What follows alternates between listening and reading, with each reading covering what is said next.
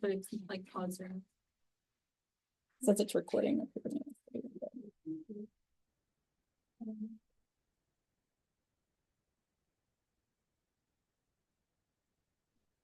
Fabulous. All right, guys, I'm letting you know that we are being recorded today. For my class. This is my end of the semester project from one of my master's classes, is seeing if I can teach or not. Okay. So it'll be just normal. Anyway, howdy, welcome this morning. I want you to look really quick at the notes that I passed out for you. Y'all know that I'm in the process of completely redoing all of the lessons for this weddings class. And so I have created that form that you saw last week, right? And the week before, the floral invoice. So I've attached the floral invoice to today's work. This is something you'll probably need to do outside of class. I have also attached the pink invoice. Those are the flowers that you used for your design in lab last week. All right, so when you made your bouquet, it's a list. I think it's kind of cool that you are getting to see the inside guts of how I price things, and it helps you see what things cost. You'll get to see the delivery fees on a lot of this, or how much you can see on this particular order for y'all. You can see what I ordered from Mayish, and then at the bottom you'll see the other pre-book that was coming from a whole nother carrier that I happened to snag on a sale from somewhere overseas. All right, so sometimes I do that. So sometimes I have them coming from 2 or 3 different places. So use that to itemize your pricing. You can look and see how many there are for boxes, unit prices, the unit price, and then the total. And sometimes if you didn't have the unit price, you understand that you would, like if it's 10 stems, you would just divide it, all right, to find out those unit prices. So see if you can look at the photos from your well, it would be a portfolio piece, but your bouquets from last week, and see if you can count up what you would use. Ribbon, I wrote at the bottom at $1. I wouldn't worry about the pins that you use, 2 pin or rubber bands or little floral tape, because that is going to be accounted for in your markup. So when you mark up some of those smaller items, that's where you're going to do that. Okay. That goes here. Yes, that absolutely goes on your white floral invoice sheets. Okay. So try to get that done. I'll take that as a quiz grade next week. But if you get it done by Wednesday, that's fabulous. Okay. So make sure you get that back to me. I'll also use that as your attendance for the day. Then I have come up with maybe just a little bit more fun way to take care of your bouquet notes for today. There is a lot of information we're going to go over. So use this to doodle on, draw. Some of you I know upload the images and draw on your computers. Take however, but I wanted you to at least kind of see the information that's going to be necessary for today. All right, creating a bouquet. Last week you had your first bouquet. Can anyone tell me what kind of bouquet that was? Spiral hand tie. Right, hand tied. Some of you were able to achieve more of a spiral look. We didn't exactly focus on that, but it's definitely hand tied. What were the main tools? Your hands. Right, your hands were the mechanics for that. And some of you tell me some of the things that you learned in that and holding it. Can I squeeze it tight? Tell me something about that.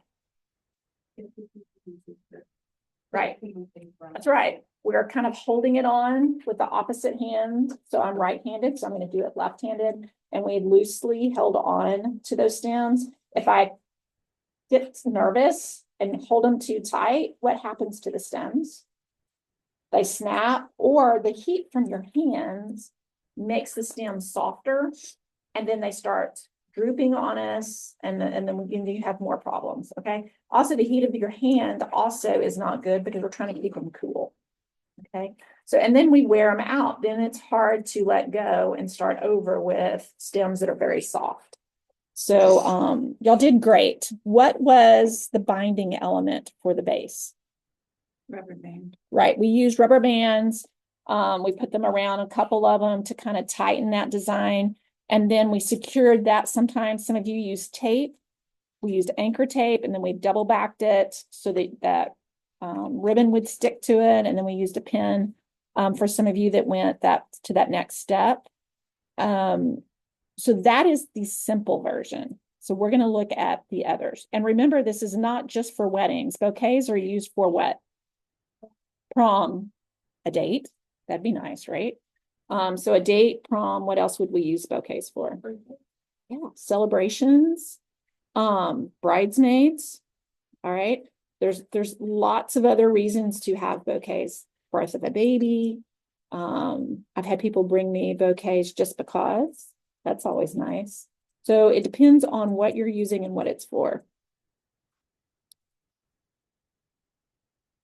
All right, so today your goal is that I want you to be able to produce stunning bouquets. But for me, I want you to have those skills and understand what's inside that bouquet that makes it look that good. Or how am I going to create a boho bouquet? It's not from how you just did it last week in lab, right? It's not just from that hand tied. It's a combination of techniques. So our goal is for you to know when a bouquet is necessary and for what event. Also, we've got to get in some gritty things about the bride or whoever is receiving the bouquet. And we also talked about last week, this is a really cool quote, a flower does not think of competing with the flower next to it, it just blooms. And with that is that you remember I wanted each flower to kind of have its own space, all right? They should enhance each other, but they shouldn't be struggling in your bouquets. A lot of us, remember we talked about more product is better, but sometimes we have to open up our designs and make them a little bit more loose. All right, tools, basic tools. Most of y'all know that already, but I can grab a pair of shears and clippers, and I can grab flowers at HEB and do it in the car, right? I can do enough with that and a rubber band or just a ribbon and make something in the car to run in to take to somebody when I'm going to their home or going to go visit someone at the hospital. So it doesn't take a lot. It's something to clean it up, right? So it doesn't take a whole lot of actual tool power. But other supplies that you would need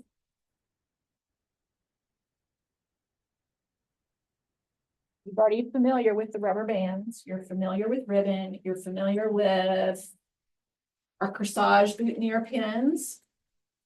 But if I was making a giant bouquet, let's say for the homecoming queen, and I have 24 roses in it, and we'll talk about layering and stacking in a minute, I need to water tube them. Especially if it's, let's say homecoming's in August, and it's 100+ degrees, and you want the flowers to stay and look nice for her for the evening. Okay, so there's times we're going to have to water tube those bouquets. You already used anchor tape. Glue, I'm going to use probably for putting in cool details, small pearls, beads, a butterfly, right? So we love our floral glue. Wraps, if you helped us with the Valentine Day, event that we did outside, we did butcher paper, we did the plastic wraps, we did wraps that look just like this. These are more Korean style wrapping. That is a whole style in itself. And then we have the lovely foam bouquet holders. They all look like microphones. They have different angles, different shapes. Those were very popular in the 80s because we did silk flowers, which are now called permanent botanicals. Floral lock. It comes in a few different versions, but that floral lock is what you're going to spray on the end of the stem before I stick it up in that foam handle so that the flowers don't slide back out. Can you imagine walking down the aisle with a bouquet and you've got this gorgeous cascade or waterfall and the stems just start falling out, right? Because they're angled down, gravity is going to pull on those, so you have to lock them in place. Enclosure cards, if you were giving it as a gift, you can always add those. I know last week we used floral wire and made little swirls medallions, and we placed a note in that said the class of each one of you. You were there at SAIFD, and it told hopefully our new donor which class each student was that made each piece for that. So lots of cool ways to use that. I could have added pearls and beads and all the other things, but these are your basic necessities. Choosing your flowers and having a plan. We've talked about being able to walk into HEB or walk into your wholesaler and be able to make a smart buy, because you're having to think about, most people just grab what looks good and what walks out, right?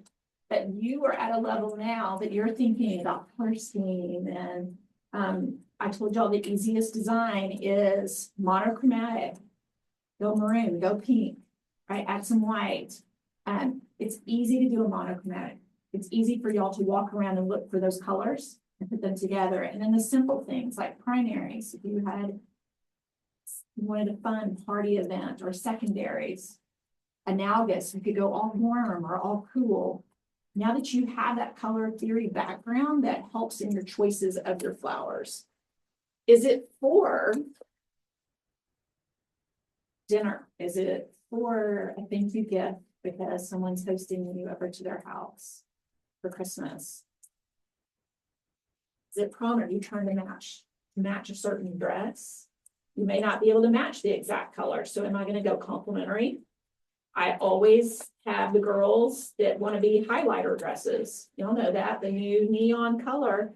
I can't get that. I can get it in ribbon, but I can't get that in flowers. So if I have a yellow highlighter dress, then I could go really gorgeous purples, right, up against that dress, or I can go something that's warm, like I go pinks and oranges with it or something. So you have to think about what is it for, the color scheme, and then the type of mechanic.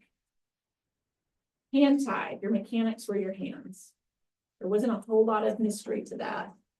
And then you have your loose and wrapped. We will talk about that. You lay them on the table and you layer them and design them laying down, and then bind them similar to what we just did with rubber bands and floral tape. Foam holder, the foam holder is the mechanic. In the gluing process, you also can wire, pierce. Remember those mechanics we learned? We learned how to hook pin and all of those things. You can use that wiring technique across a stem.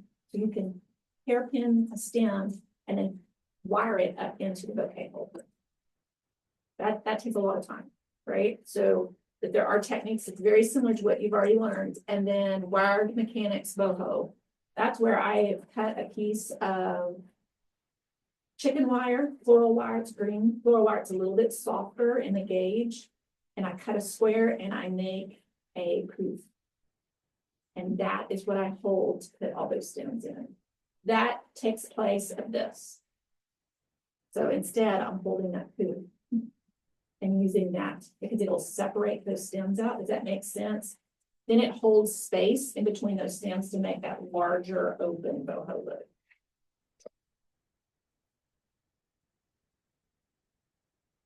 Preparing, y'all have already walked through this where I lay everything out. I have stripped leaves off the stems. I have prepared flowers. I've taken those outside petals off my roses.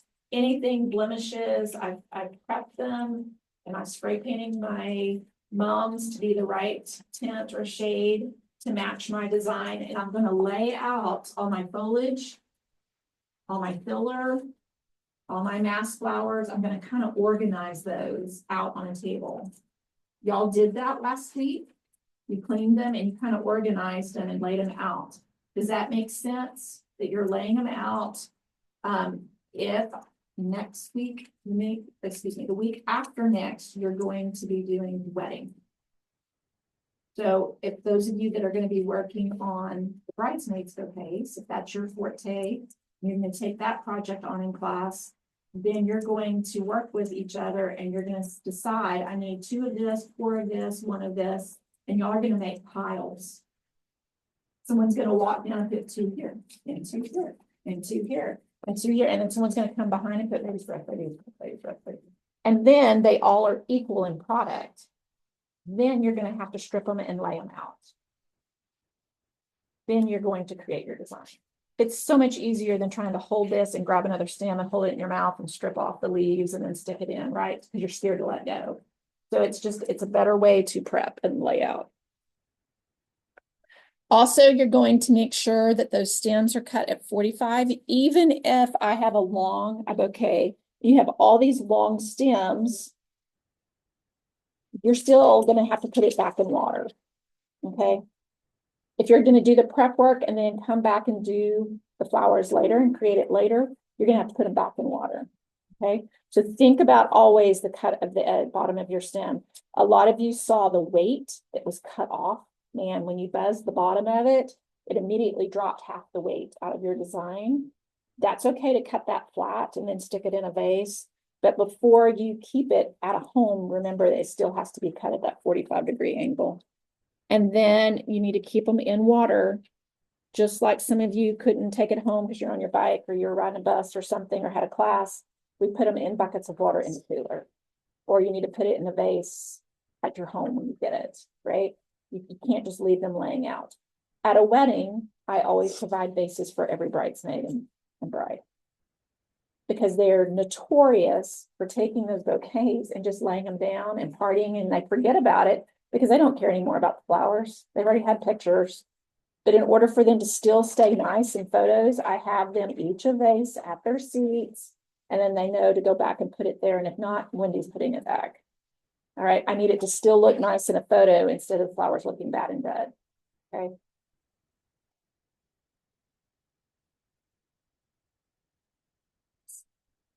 All right.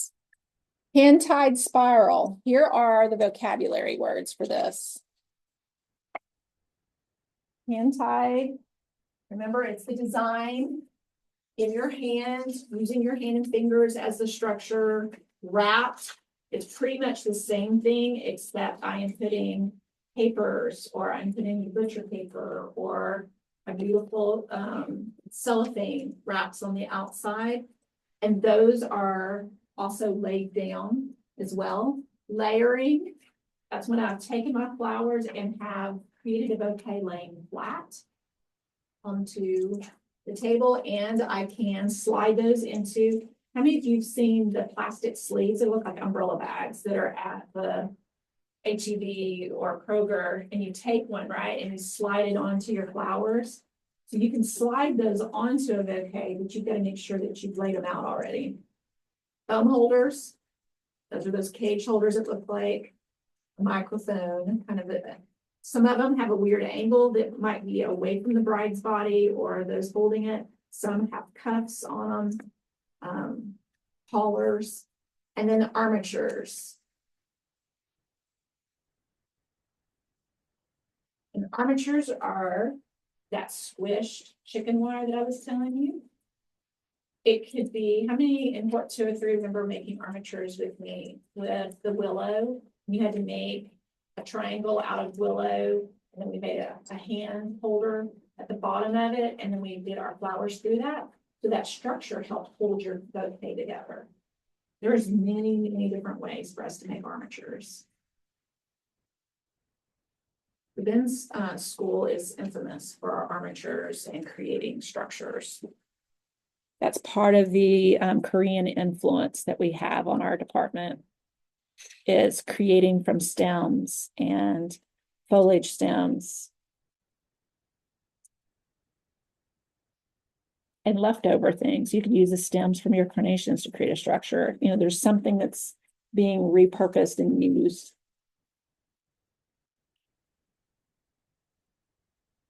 Give you a few minutes for that.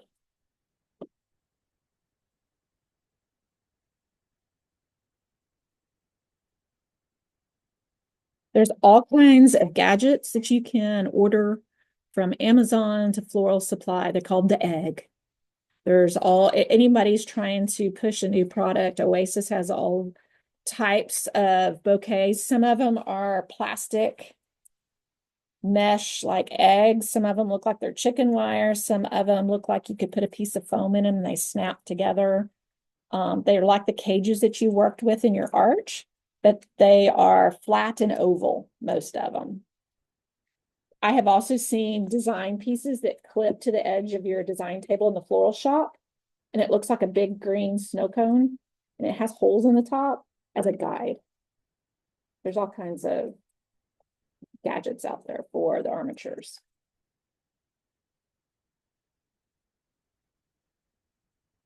If I was, well, we are going Friday, but if I'm planning for a bouquet presentation for assisted living at Watercrest on Friday, and we have our SIFD going, most of the people that are living there, the older ladies, have arthritis, their hands hurt. And so you have to adapt what you're doing with them. So having some kind of structure pre-made, right, would help holding those flowers and make it easier for them because it'll help prop up their flowers. Or I would think about laying them down and teaching them how to layer, right? And then bundling with it laying on the table so that they don't have to hold them. You think of someone with Parkinson's or has tremors or, you know, crippled hands, you have to think about ways to still teach the joy of bouquet making. So even for you, if you struggle with hand tied or spiral, that's okay. There are lots of other ways for us to do that.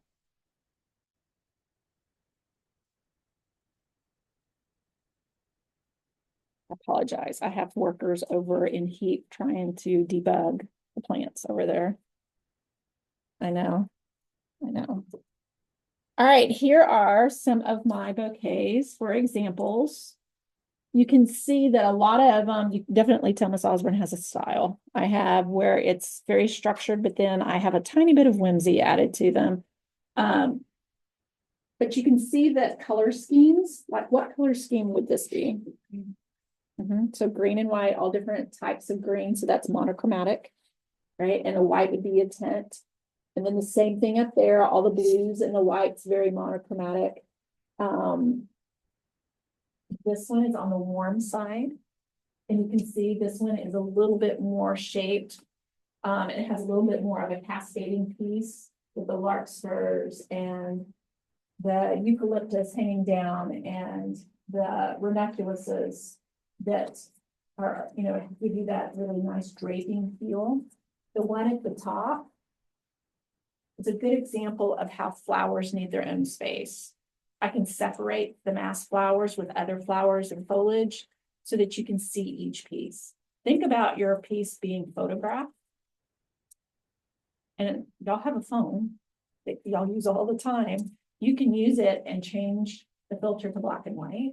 And that helps you. Remember, black and white always shows more form and texture. It definitely screams texture and shape, right? That form of the flowers. We learned that also in 203. So you need to do that so that you can see if each flower has its own space. This one is a cross between boho and a little bit of a cascade, but this was massive. Plus you're using Hawaiian tropical flowers in that mixed with the roses. But that is about this big. All right. Looking at these, you kind of have to think about what is the person going to look like that's receiving it if they're carrying it for the evening or for the day or the event, or is this going on a table? Like if I am making a bouquet to give someone and then they can use it as a centerpiece for our dinner that night, right? Like I can't go like that unless we're sitting at a huge table, right? It's going to be in my food, in my drink, right? So you kind of have to think about size, placement, and all those things when you are creating them. Do you take into consideration the dresses they have? Oh, absolutely. So you also taking, we can go ahead and just talk about that. That's a good lead in.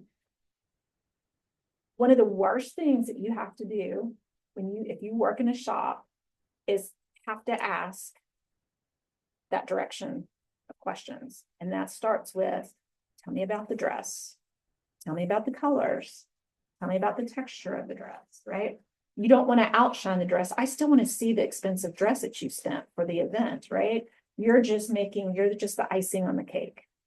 Always think of that. You do not want to be, now the big one you saw in the pink chair, that's different. That was for a big photo shoot and we were focused on the flowers.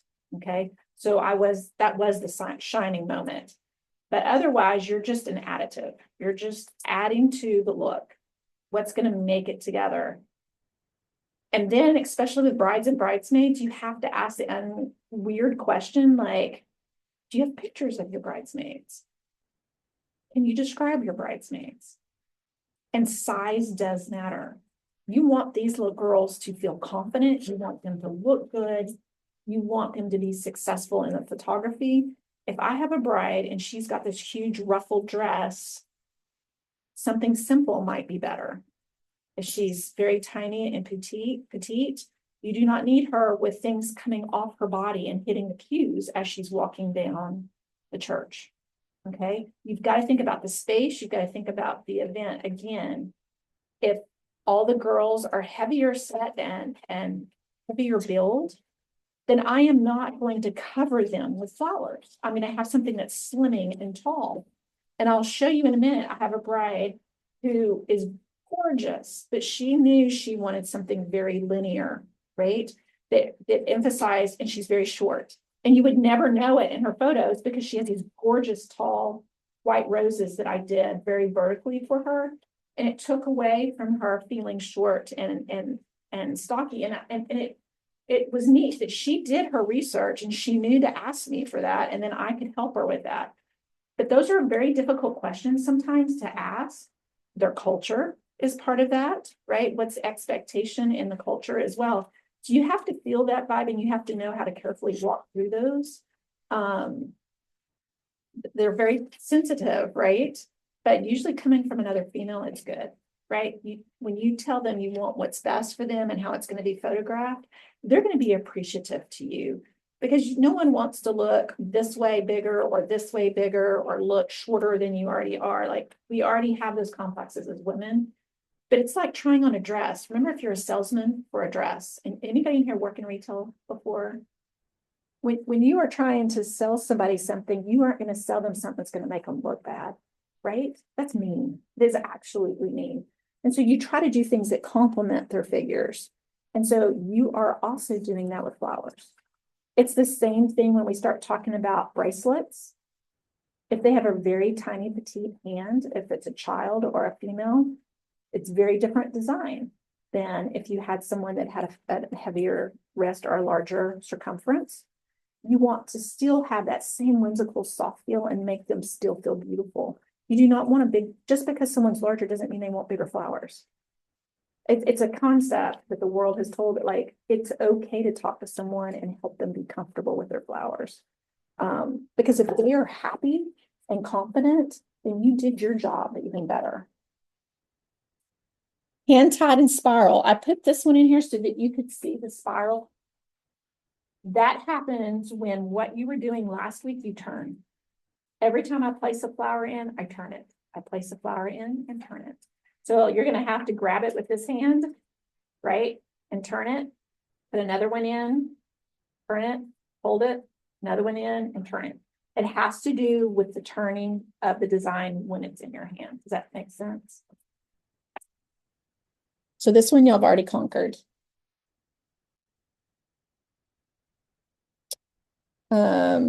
Wrapped. Same thing that you did last week, but you are going to be laying it down on paper. There are hundreds of ways to do this. I love using the papers that y'all saw on the material because they're real soft and pliable. You can use fabrics. I see people take tissue paper and put their own stamps or handwrite things and messages on them and also wrap. And we will practice that in class. Okay. But definitely, you can see how this one is bound by ribbon.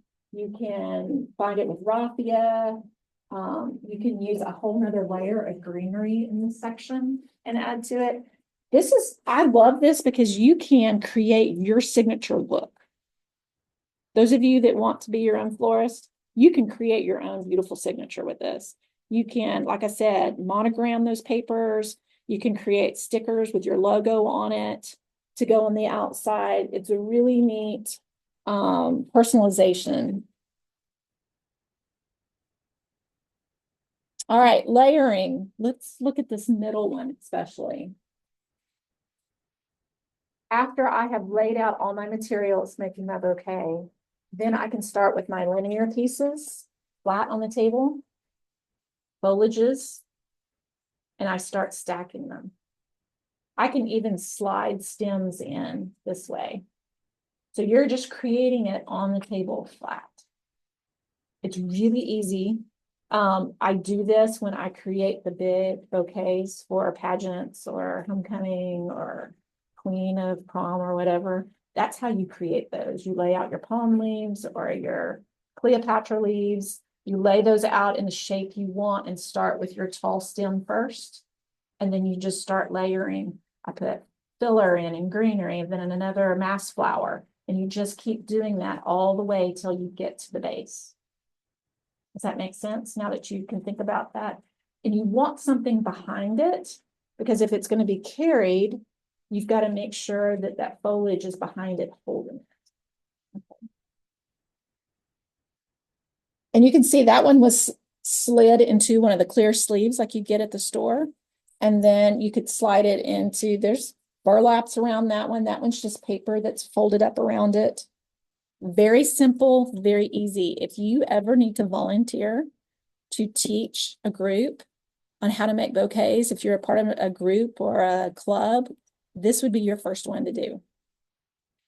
Especially if they have zero experience, okay? Zero experience, it's awesome. And you can have them everybody bring in flowers. Everybody brings in a bouquet of flowers that they've picked up at the grocery store. And then you can organize buckets. All mass flowers go here, all line flowers go here, all filler goes here, and greenery. So you've already taught them, right, what each kind of flower is. And then when you start laying out, say everybody needs to go get a couple of linear line flowers. Everyone needs 3 or 4 mass flowers. So then they learn when they're laying it out. Very easy thing for y'all to teach. Y'all are all capable of that. All right. Fun foam fold. This is actually coming back a little bit. This is definitely 80s. You could see that if you didn't use wet foam inside, you would use that really crunchy styrofoam. And you would use that crunchy styrofoam to use faux flowers. So if you do all dried, all faux flowers, you need to make sure that those stems, if I'm using plastic to plastic foam, tell me what might you dip that in before you stick it in there to hold those stems. Hot glue, the glue melt pans that we have, you have to have something because those plastic stems will wiggle out of those bouquets. So you do have to glue it into that hard foam. So they have both foams. Make sure that you are buying the right foamed bouquet holder for the flowers. Can I use dry flowers and dry floral foam that you get wet? Probably. But I'm gonna have to make sure I glue those things in because that slick plastic stem is gonna slide right out of there. Can I shove a real stem into dry foam? I don't even think you could probably get it in there unless maybe it was a wooden stem, a woody stem. So make sure that you choose right foam for right product. You can see these beautiful lace collared ones. That was all popular. And some of this is all coming back. And you can see how these artificial pieces are put in next to some real, they've got it mixed right now. And then this normally would be covered with foliage like Gaelic sleeves. You could, glue Gaelic sleeves directly on there with your Oasis glue. What do I do if the trend right now is part dried and wet? Like real flowers and faux flowers. So I can't afford blue roses. So I'm going to go buy a bunch of silk ones to stick in where I would have used them. Most people never know that you're mixing them from a photography standpoint. What would I do for my phone then? Well, it's got to be wet for the fresh flowers. So. I can use a pick. I can use a water pick, right? If I'm going to stick. So if I have mostly dried flowers, then I'm going to go with the dry foam and then use those water tubes with a pick on it and tube each flower that has to go in there. If it is mostly fresh, then I have to go with the floral foam that y'all use most of the time and wet it. And then I'm going to have to glue that floral spray glue, each one of those plastic stems to make sure they don't come out, right? Or I'm gonna have to wire them in. Causes a problem, right? You've got to choose which way you're gonna go on those mechanics.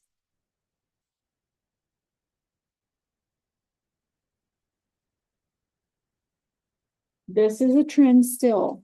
Have y'all seen the ones made only of brooches and gorgeous rhinestone pins and stuff? And satin roses and things like that and lace. So some of these that the brides are now having created for them using even pieces, heirloom pieces. So then they get to keep that after the wedding. That is a trend. That is an art. Sit down for hours. This you're going to charge more than for fresh flowers. This is a lot of hands-on, right? Y'all all know that, sitting down and doing detailed work. So instead of your 2.53 times markup, remember I told you if you were doing lots of handwork, it could be 4 or 5 times the product. I'm saying 5 times. You're sitting there for a long time. Look at this one. All those satin ribbon roses or fabric roses. And I mean, that is a lot of work. That is a cascade piece. And do you think it's heavy?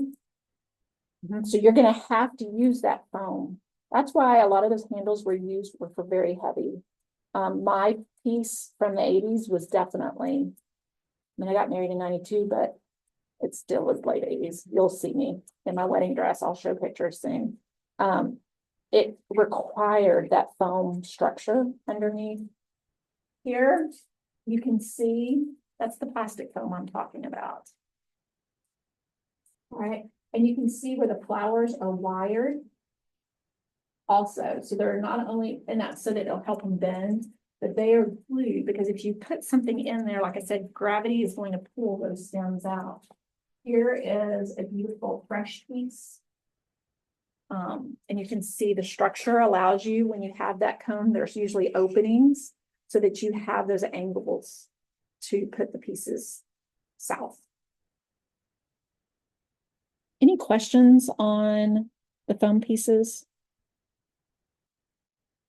They are extremely lightweight. So most of these are very lightweight. The little snow cone shapes or the microphone shapes, all of those very lightweight until you wet the foam if you're doing fresh. But you want that lightweight, right? Because you're using so much. If it's so lightweight, when I set that big heavy, this one down on the table, it's going to flip and you're going to see the back because the front is heavier than the back for the bride. All right. So you're going to have some kind of container for her to, the container's going to be extremely heavy, a tiny neck, slide that stem from that bouquet holder in so that it doesn't topple over, but it sits upright on the table.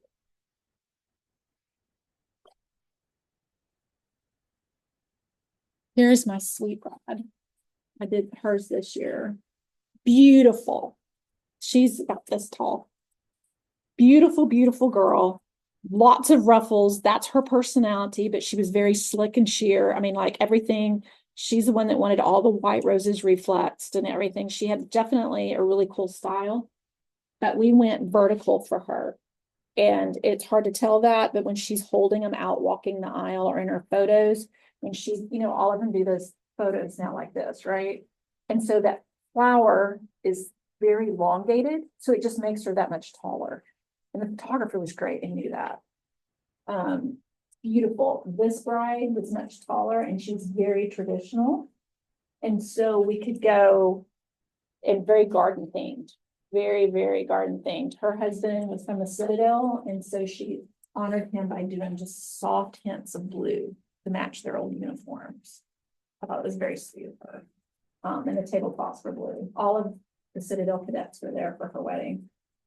But it's not perfectly round. What did I do on that round form to soften those edges? What did I add? So I added the eucalyptus in many different forms. This is seeded. We have, my favorite here. Parfolia. So I soften the edges with just wisps here and there without it looking huge in boho, but it softens the edge of the wedding. The wedding is in the countryside. It was at a country church. They did a lot of their events outside. So it needed to not be very, very formal for the inside and very clean and chic, but it needed to be outside. This one, she was shabby chic. She wanted everything like this, but it was at a horse ranch. But you wouldn't know that looking at her. This one is this big around, and it's only roses. Like, it's huge. Is there a way for me? What do you think I had to do inside that to make some of those stems go in the directions I needed them? I had to do one of those chicken wire structures inside. So tucked in the middle of that is that structure in order to keep those stems from all snapping.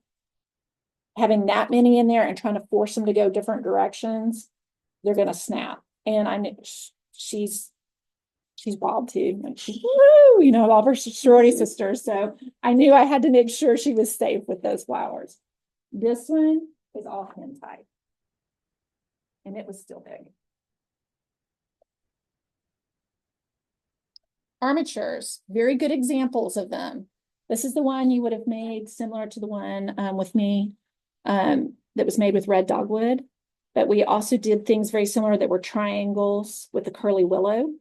So these are the ones that are created. Look at the one at the top with lily grass. It's gorgeous. It reminds me of a woman's like braided hair. So they've used many, many strands and braided that together and swirled it around and used that for the collar for this. Absolutely stunning. And it's simple. It's very simple, but I could see that in a very formal wedding. Very beautiful. This one has this structure in it. So this armature is in here. And I've covered, so you're going to have, if you use armatures, then I've got to think about, just like the little snow cone plastic, I had to cover that with the leafing, right? So now I've got to also think, if I use a structure to help hold these flowers, I do kind of have to hide. It's like underneath a bridge, right? You've got all these pieces. Do I want that seen or not? And so aspidistra, remember y'all's design from last week? We did those aspidistra leaves and it covered your stems. It just looks clean and neat. So a lot of times I will use aspidistra leaves over a structure to help. This one is a small. This one is y'all's triangle that had all the cool roots and things in it. Definitely use some greenery around the bottom to help, but I kind of liked the structure. This one was not as open, so the structure was part of the uniqueness of it.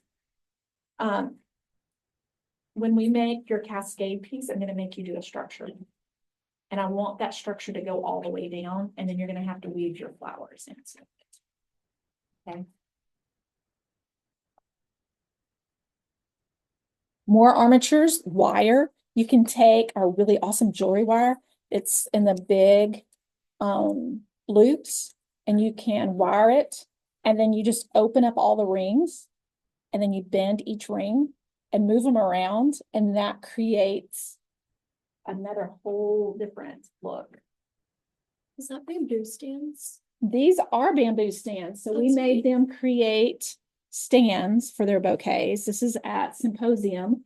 And then they used curly willow. Not only is it in the beautiful design, but we used it and curled it around. It was very loose. There was no cut structure. It was, here's a really cool piece. We're going to bend it over and bind it. This piece we're going to pull over. So we put like 5 pieces together and we pulled them up and over and bind. And this one might have wrapped around this one and then bind it up. It was very artistically done. And then we put the flowers in.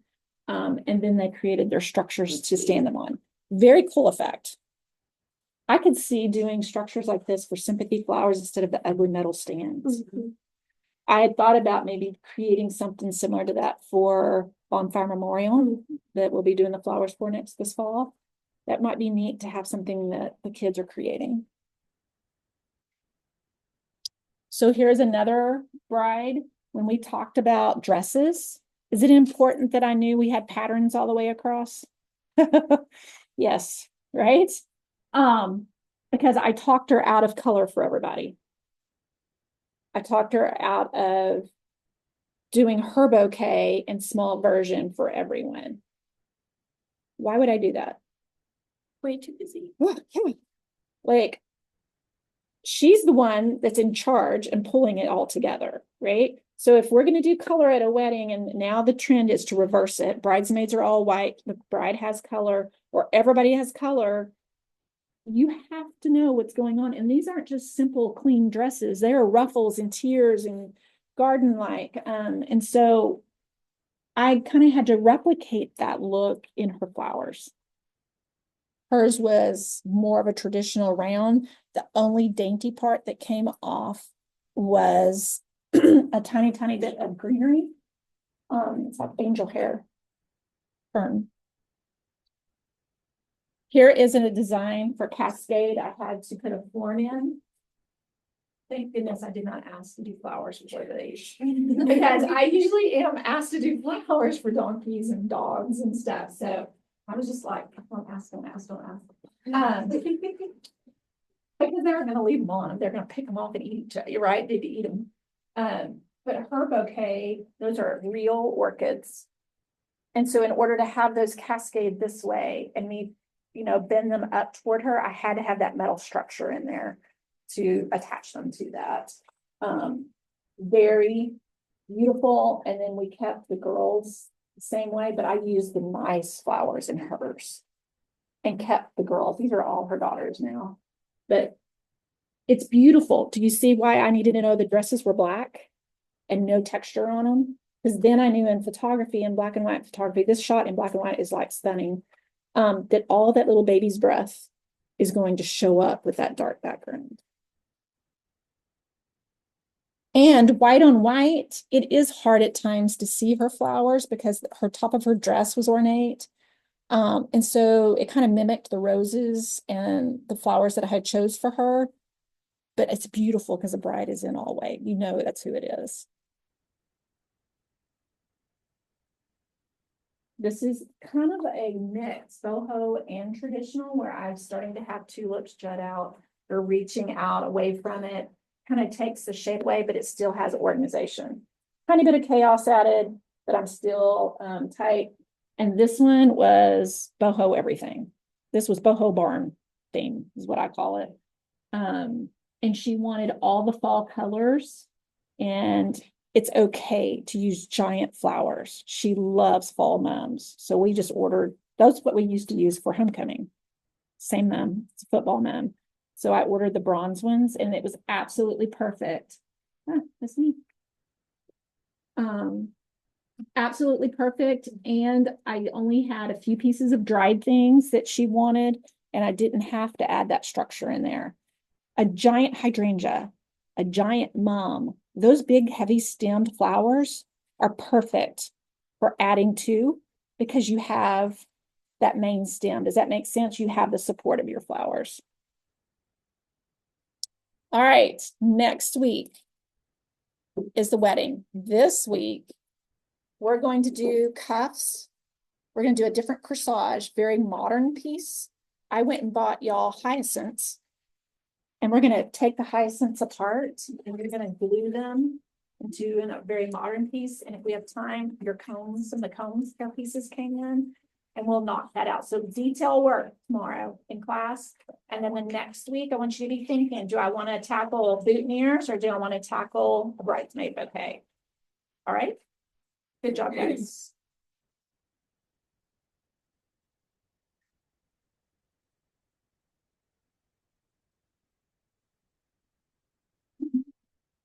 For lab last week, so what do you want me to do for the invoice sheet? For For the quiz? the invoice.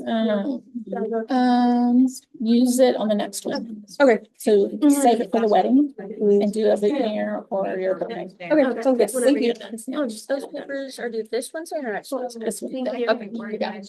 And then it's just the picture of, okay, I think I have left my. It kind of looks messy, but It is still Okay, I can still look around. Okay. What I do on my And then I finished crocheting the base. Yeah.